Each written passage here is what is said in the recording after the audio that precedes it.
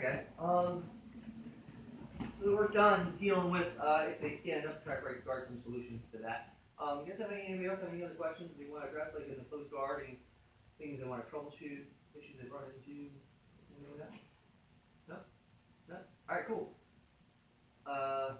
Let's go ahead and get to kind of what I was going to show. Well, actually, I'll give you guys a choice, because I have two techniques I was going to show today, but we only have time for one more. So, either, do you guys want to work more on some dynamics of finishing the Kimura? If, like, let's say we didn't get the Kimura the way that we set it up on Monday, where I bump them back in the post, or would you rather work on more kind of like hip bump sweep ideas? So let's say I don't get to the Kimura position for the hip bump sweep, but rather an alternative approach I can take to get there. So basically, would you look more like finishing a submission or finishing a sweep? Sweep. Sweep? Okay, so, cool. There we go. So, cool. So, we're in the guard. So let's say that I find that getting to this hip bump sweep position, like where my arm is crossing over, is kind of obtuse. Okay. Another way that might happen is, if you remember, guys, we talked about on Monday that the way I'm going to clear this path is by like hipping out a little, and so then I kind of come up. But one way that he can kind of prevent that is if his hands come up a little higher on my chest, right? So let's just say your hands are posted right on my rib cage exactly, and now it's like I can still do it, but he's got a little bit more ability to keep me down. So I'm going to have to find a different path in this instance, or either if I can't beat this, I'm going to have to find a different path if I want to go to the hip bump sweep. So what I'm going to do here is I'm going to do a pro wrestling clothesline to my opponent right into the neck. Okay, so I'm going to do the hip bump sweep just as normal, but I'm going to, instead of trying to go over the head, I'm going to clothesline him in the neck.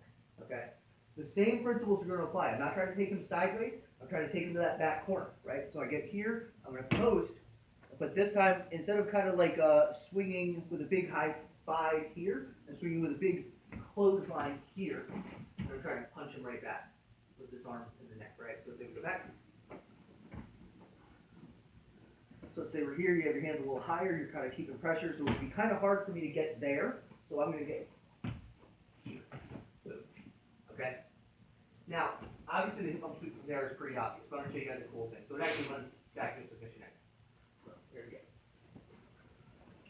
So I get here. So let's take it simplicity, let's say your hands are out and stuff. So up here, I come up, clothesline, and he's going to post, right? Right. So what I'm going to do from here, it's going to seem like fancy, but I promise this is a lot easier than it looks. Okay? I'm going to take this leg, and I'm going to hop it up and hook it. That's going to allow this leg to come up. Over to a drop. Start everything in there. From here, make my adjustment, and finish it. Pretty simple. Yeah, I got it. So again, we're here in the guard. So you have your hands out of the way, and again, it's like a clothesline into the neck, or like Bradshaw or something. Like, bam! So I'm here. I want my knee to climb up really high so that I can kind of hang off of this.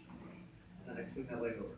It's not so much like I'm throwing the leg over as much as it is that I'm hanging off of his shoulders, and then that leg is just sort of coming out and going over. Like, if I have to throw it, then I don't have enough weight on that knee that's behind. So like, how am I going to do?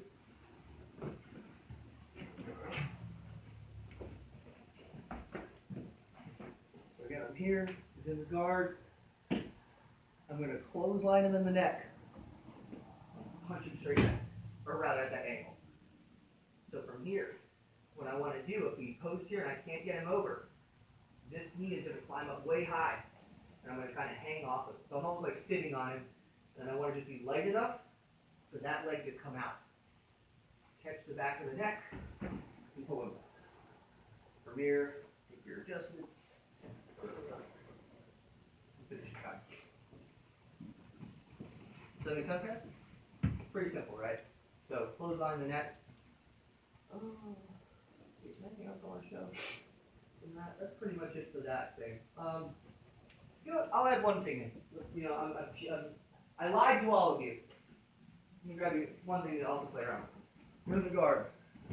So we talked about last, like on Monday, using the hip bump sweep to force the post, get the Kimura that way. But that's kind of predicated on them not making any stupid decisions. So what I'm going to do is just show a quick way to get to the Kimura if they do make some stupid decisions, or like a somewhat unsound decision. So what he's going to do is he's going to have his forearms resting kind of here, this kind of situation. You find this a lot with like MMA guys, you know, so just kind of bear down on your kind of hip area. So what I'm going to do is I'm going to take my foot, I'm going to put it on his hip. I might have to scoot out a little. And I just want to pick his elbow up off of the floor. I'm going to notch my wrist bone under his elbow. I'm going to rotate his shoulder this way, just like a heel bone. That's going to enable me to get this grip. If at this point Tom here connects his hand, like grabs his inner thigh or something like that, the rule of thumb, guys, is that if I'm underneath of somebody, you might remember this from our, we did this in half our semester, is that I'm not going to try to rip the hand back because I don't have the space to do that. I'm going to punch the hand through. Right? If I try to rip the hand back, so Tom don't want to move his hand, it's like really hard, but if I punch it through, that works. And then my goal is to replace where his hand was with my hip. So I want to scoot and turn, and then at this point it's the same thing that we did on Monday, turning my body to face the other direction. So we're here, right? He's bearing down on me. I just cannot, like I'm trying to do other stuff. I'm trying to hip up, it's not working. I don't really have any position. So I'm going to scoot my hips out enough to be able to lift this up enough to get this elbow off the floor. So what I want basically is this wrist here and the elbow on the outside. I'm going to notch my wrist bone under the elbow, connect that gable grip, and turn that arm with that. Now I thread the needle to the Kimura. If he grabs a hold of something en route to this, then my goal is to punch his hand straight, and then I'm kind of anchoring off of his back, scooting my hips, and turning my body. And that's my Kimura. Yeah, I guess that's probably it, right? Is that enough? You guys want to see one more cool thing? Yeah? I have one more cool thing. I promise. Am I still on camera? Am I still on camera? Yeah. Okay, thanks. So I have this Kimura, and I suck. You know? I was being dumb. I put my thumbs in the grip or something, right? And one of those common ways that people get out of this is that he gets his wrist free. Like say you just straight right, and he gets out here. And then they'll just kind of lock up here and push me back down, and then reset. So, we're going to take advantage of that. I have my Kimura. He's going to get that wrist free. I'm going to notch on the elbow just like we just did a second ago. Push the face away. And go for my elbow and armbar right there. Again, I have my Kimura here. He's going to try to extend that arm straight. The cool part about this, you guys see I can sort of still control him even though I'm losing the submission. So like, I'm going to straighten the arm out. So I can see that it's coming. So I'm going to put it up on my neck. Catch that elbow. I want the point of the elbow to be right at my wrist bone. I'm pushing the face away, and I'm turning his elbow over. So you kind of see like his thumb is sort of notched down here. I'm going to fold my arms right at his elbow and just kind of compress in. I want some space between the inside of his elbow and my chest. Boom. So, Johnny,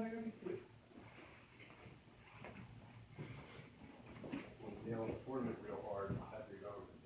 yeah, there's a pretty savage arm crush right there. So let's say you're bearing down real heavy, and again, like your head's low, you just cannot attack anything. I can't get in for collar grips, I can't do anything meaningful. So I need to scoot my hips out enough to just holster this thing in my hips. Catching here, rotating that over, getting my Kimura grip. If he grabs something on the root, so yeah, I'm going to get a good grip there. Again, if I try to rip this free, you feel like I'm not really challenging that grip, right? But if I punch it straight, that'll go through. From here, I'm kind of notching on his hip to spin my hips over, and then same thing. So grab that. Now let's say I was going for that, and he gets his wrist free. He's straightening his arm. I'm going to load it up, notch at the elbow to turn his arm over. I can push the face away if I need to, and then just fold my arms over the elbow and kind of crush. Does that make sense? Does that make sense, guys? You guys remember the clothesline triangle thing? Cool. All right, let's start off workout. 1, 2, 3.